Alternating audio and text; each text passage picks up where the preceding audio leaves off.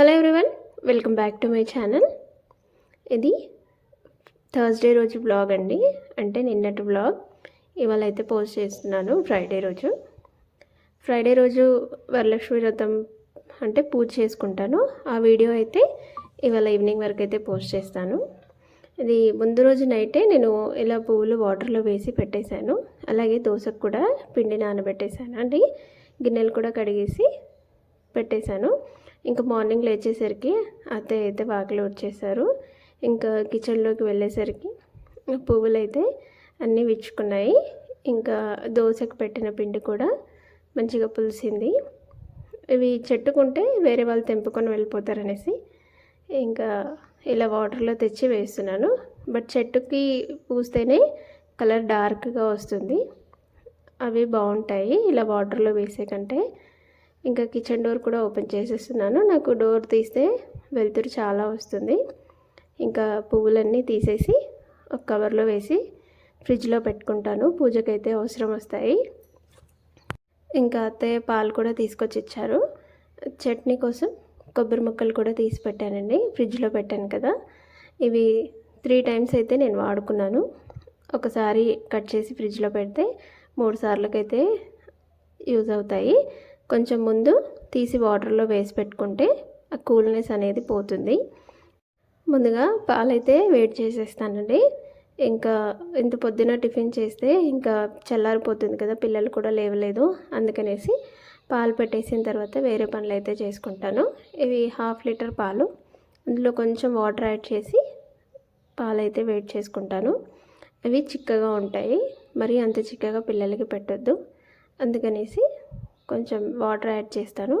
ఇంకా పాలు మరిగిన తర్వాత చట్నీ అయితే రెడీ చేస్తున్నాను. సేమ్ ఎప్పుడు చేసుకునే చట్నీ అండి, కాకపోతే పల్లీలు కొబ్బరి యాడ్ చేశాను. ఆయిల్ వేసి కొంచెం జీలకర్ర, పచ్చిమిర్చి, కొబ్బరి, పల్లీలు, అల్లం ముక్కలు వేసి వేయించుకొని మిక్సీలోకి వేసి కొంచెం సాల్ట్ వేసి గ్రైండ్ చేసుకోవడమే. కావాలంటే పోపు వేసుకోవచ్చు. ఇంకా కొంచెం అందులోంచి దోశ బ్యాటర్ అండి, దోశ బ్యాటర్లోంచి కొంచెం తీసి సాల్ట్, వాటర్ వేసి కలిపేసుకుంటాను. ఇది మొత్తంకి వేస్తే పులిసిపోతుంది, బాగుండదు. మనకు కావాల్సినంత తీసుకొని వేసుకోవాలి. ఇంకా చట్నీ కూడా మిక్సీ పట్టేసి పోపు వేసేసుకున్నాను. ఇంకా రైస్ కూడా పెట్టేస్తానండి. పిల్లలకి వాళ్ళ లంచ్ బాక్స్ కూడా మార్నింగే పెట్టేసేయాలి. అందుకనేసి మార్నింగే రైస్ పెట్టేశాను. ఇంకా వాళ్ళకి బ్రేక్ఫాస్ట్లోకి అలాగే స్నాక్స్కి కూడా దోశ కావాలన్నారు. అందుకనేసి దోశలు అయితే చేస్తున్నాను. వాళ్ళకి చిన్న చిన్నగా మన ప్యాన్ కేక్స్ లాగా వేసి ఇస్తాను బాక్స్లోకి దోశలు. అలా అయితే కొంచెం ఇష్టంగా తింటారు. పెద్దగా వేసిస్తే ఒకటే చాలు, 2 చాలు అంటారు. అందుకనేసి చూడండి ఇలా వేసేస్తాను. కొంచెం కాలడానికి టైం పడుతుంది, ఎందుకంటే కొంచెం మందంగా వస్తాయి కదా, సేమ్ ప్యాన్ కేక్స్ లాగా వస్తాయండి. ఇలా వేసేసి ఒక్కొక్కరికి 4 పెట్టేస్తే సరిపోతుంది. చిన్నగా ఉన్నాయి కదా అనేసి తినేస్తారు. వాటిపైన నెయ్యి కానీ ఆయిల్ కానీ వేసుకొని 2 సైడ్ల బాగా కాల్చుకోవాలండి. లేదంటే మందంగా ఉంటాయి కదా, పిండి పిండిలాగా వస్తాయి, వాళ్ళు తినరు.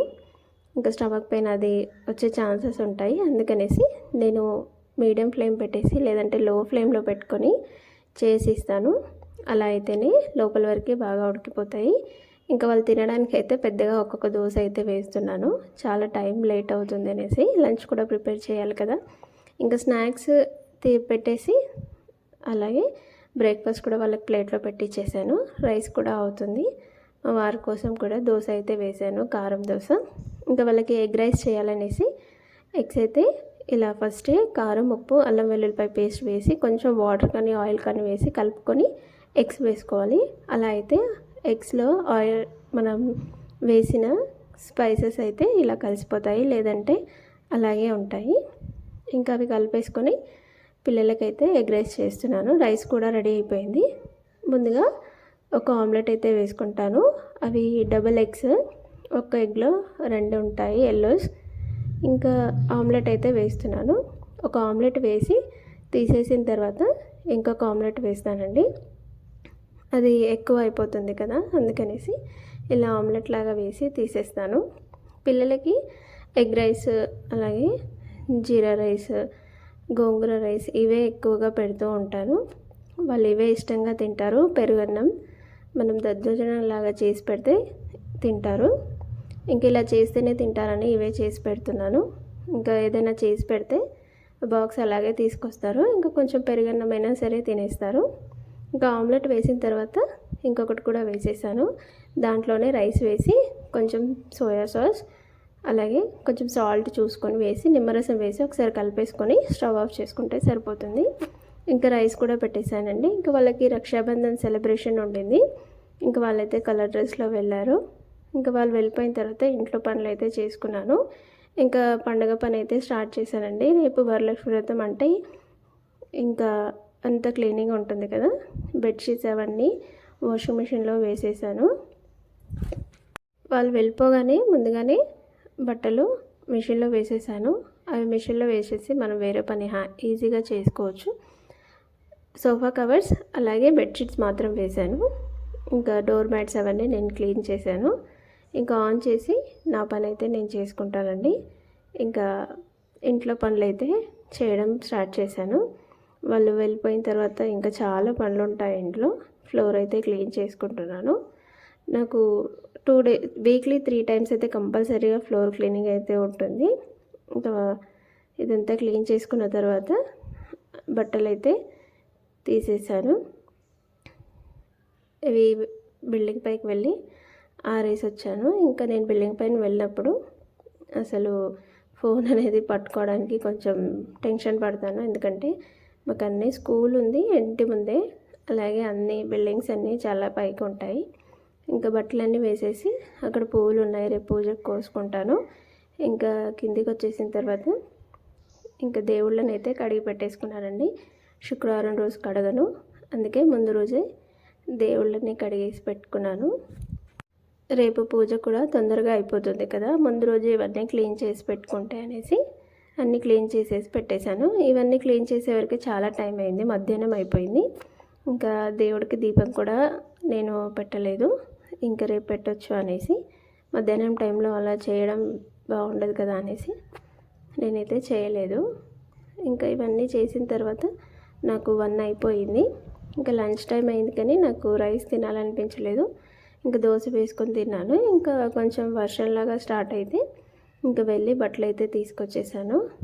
ఈవినింగ్ నుంచి నైట్ వరకు ఫుల్గా వర్షం పడుతూనే ఉంది. ఇంకా పిల్లలు కూడా స్కూల్ నుంచి వచ్చారు. యాక్చువల్గా మాకైతే ఫంక్షన్కి వెళ్ళేది ఉండే, మా ఫ్రెండ్ది ఎంగేజ్మెంట్. ఇంకా వర్షం పడుతుందనేసి వెళ్ళలేదు. ఇంకా వంట అయితే స్టార్ట్ చేశాను. వంట చేసి అందరం తినేసిన తర్వాత ఇంకా స్టవ్ అంతా క్లీన్ చేసి గిన్నెలన్నీ కడిగేసి ఇంకా రేపటికి ప్రసాదం కోసం మినపప్పు అలాగే శనగలు అయితే ఒకసారి కడిగి నానబెట్టేశాను. శనగలు గుగ్గిలు చేసుకోవచ్చు, అలాగే మినపప్పు నానబెడితే 2-3 రకాల ప్రసాదాలు అయితే చేసుకోవచ్చు. నేను వడలు, పెరుగు వడలు చేస్తాను, ఎక్కువగా ఏమీ చేయను. ఇంకా ముందే నానబెట్టుకుంటే ఇంకా ఈజీగా అవుతుందనేసి నానబెట్టేశాను. అలాగే పెరుగు కూడా తోడు వేసి పెట్టేసుకున్నాను.